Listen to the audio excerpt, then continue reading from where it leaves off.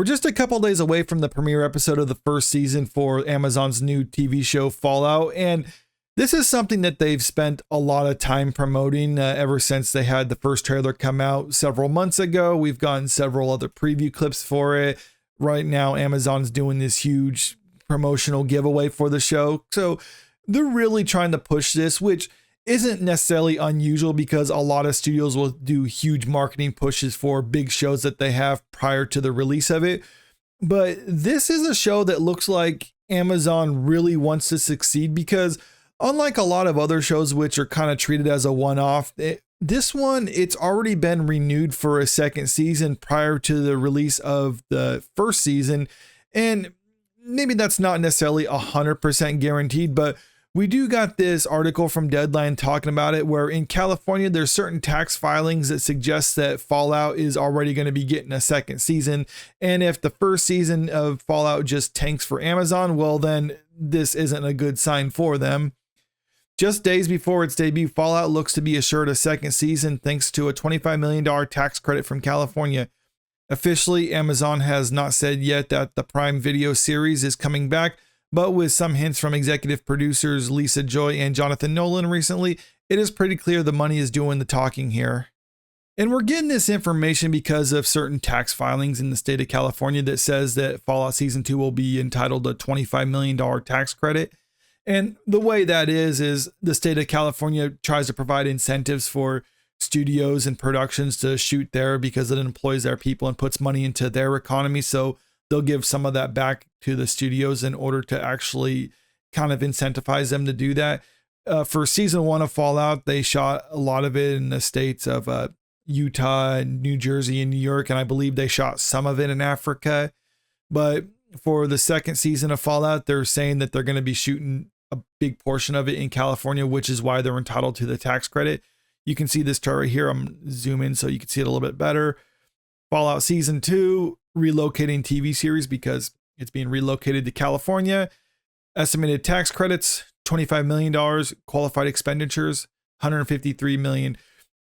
Now, you could look at this and think like, okay, $153 million, or let's just say 154 rounded up.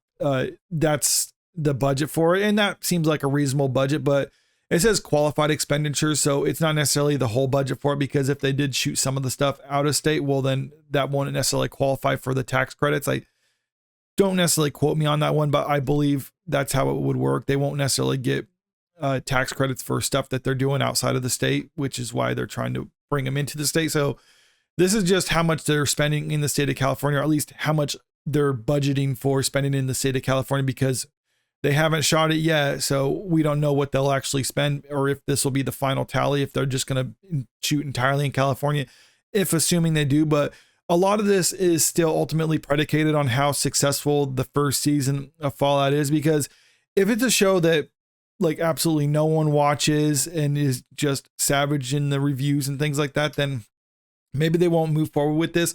But right now, they're already kind of getting the ball rolling for shooting a second season of Fallout, which does indicate that they believe that it'll actually do well enough, but it might not necessarily have to do exceptionally well in order for them to actually continue on with it. But if you look at the early reviews for it, it's suggesting that it's pretty good. Keep in mind, a lot of these early reviews and things like that are for basically people in what's called the access media, people that are given access by the studio in order to see like their previews. So some people are given glimpses to the first couple episodes of it in order to write about it. And one of the things about this is you have to understand a studio is inviting certain journalists and influencers in order to show it to them so they can write about it. But if they're just going to crap on it, then the studio will probably be more hesitant on inviting them back in the future. And as a result, these people don't get their early reviews up and things like that. So they're more incentivized to try to say nice things about it. So you have to take these with a grain of salt, but you see like all the good things. I was lucky enough to see the first 2 episodes of Fallout show. I can't say anything other than, as a huge Fallout fan, I'm extremely excited. And that's something that I wanted to also touch on, because previously the producers for the Fallout series said that they're not making it for fans, which I don't necessarily think that's a terrible well, I think you should make it with the fans in mind, but I think what they were saying is basically they're trying to make it so everyone can enjoy it, but fans of the series, or I'm talking the video game series, presumably could also enjoy it. But it's just kind of coming across poorly when you saying that you're making a show based off of a video game, but you're not making it for the fans of that game. Because I personally think you should be trying to please them, because if you please them, then you should be able to please other people. But I don't know, they see differently. But I just thought I should bring that up though, because I do think it is important when it comes to series that are adapting something that's coming from a beloved IP. I can confirm I've seen the first 2 episodes of Fallout on Prime in March. I liked it a lot. I'm eager to see the rest of the season. I think the show is going to please a lot of my fellow fans. You're noticing kind of a pattern here. It feels like they were given their talking points. They saw the first couple episodes and they were told to make sure that they emphasize that they're a fan of the video games and that fans of the video games will like it. I'm not saying that they're necessarily lying, because they could very well be fans of the series, but I don't know how much they've actually played with the Fallout series. Did they play Fallout 4 for maybe a couple hours and enjoyed that well enough and be like, okay, I'll call myself a fan in order to say that I like the show as a fan of Fallout? But there's a lot of Fallout fans out there, the ones who will say you're not a real fan of the series unless you've played all the games, including 1 and 2. Personally, I can't claim to be a Fallout fan if that's the case, because the first one I played was Fallout 3, and I maintain that New Vegas is the best game in the series. Maybe that's not much of a controversial take, because a lot of people seem to think that as well, but I don't know, that's just my personal opinion as well. Let me know in the comments if you agree or disagree with that. Amazon Prime Video invited me to check out the first 2 episodes of the Fallout TV show early. I was blown away. The attention to detail and accuracy of the props and sets will make this a must-watch for nearly all Fallout fans. And that was kind of the thing that turned me off. When I saw the first trailer, I kind of was lukewarm about it, because it was like, okay, well, let's see what they do. But it doesn't look too bad. But my biggest gripe about it, though, is it looks kind of like it's cosplay. Like, if people were dressed like they were in the show, like if they're dressed like this at cons or something like that, I'd be like, okay, that's decent cosplay. But for a show of this budget, you would think they would look a little bit better, but I don't know. And then when I saw that one clip that they put out, the first one, I didn't really care for it. I think the dialogue seemed a little bit too Marvel-y for me. I don't think it didn't feel like it fit within the Fallout game. And then this guy was obviously, they were just trying to be Iron Man with him, which I understand they can kind of use those jump jets in the game, or at least in Fallout 4 they can, but it just didn't look right with the way they were doing it in the show, at least not in the clip that I saw of it. So this one of those things that I would just kind of like hesitant on thinking it's going to be anything good, because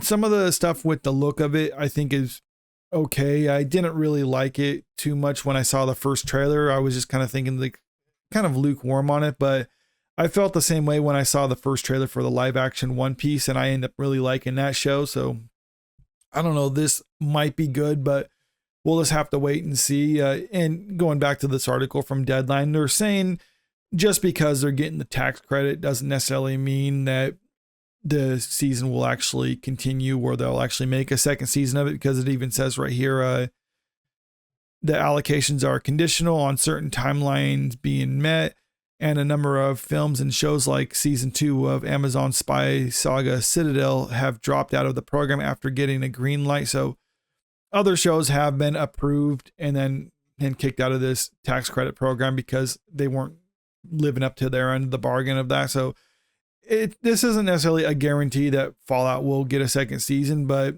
like I was saying earlier, it kind of indicates that they're leaning in that direction, or at least there's an intention to actually continue on with the show, assuming the first season is successful or not. But I'm thinking even if the first season isn't necessarily successful, you got to understand streaming services don't necessarily need to have a movie or a show succeed in order to make a sequel to it. Because you got to think of it like a lot of people who make content on YouTube, the amount of time that they put into actually making their individual videos, they're not necessarily making that back in money. It's almost kind of treated as an investment. And what Amazon's doing is like, is this going to, if they spend like $150 million to produce this show, are they going to get so many subscribers to Amazon Prime because of this show that's going to generate that revenue? No, that's ridiculous. Or are they going to get people that stay around because of that show and generate that revenue for them? No, but what they're doing is they're trying to cultivate a catalog of stuff that when it's all said and done, they'll have a huge back catalog of content that people enjoy. And that's what will bring them to the shows, or bring them to Amazon Prime to watch those shows. And it's not necessarily you have to look at each individual one. You just kind of have to look at it as a whole. And that's why I'm thinking, like, even if this show isn't really successful for them on its own, they'll still be more inclined to continue on with a second season of it. Unless it's just so horrendous, then they'll probably be like, all right, we're not going to do that after all. But we'll just have to wait and see what happens once the show actually comes out. But let me know what you think about all this in the comment section below. Do you think this is going to be a successful show, or do you think it's pretty much DOA? Because like I said, I'm kind of lukewarm about it. I'm leaning more on the side of I don't think it's going to be very good, but that's just my personal opinion. I'm kind of curious what other people have to say about it. And also, if you haven't already, make sure you click that subscribe button if you want to stay up to date with the latest entertainment news. And if you don't mind, click that like button and share the video because it really helps out with the channel. Thank you.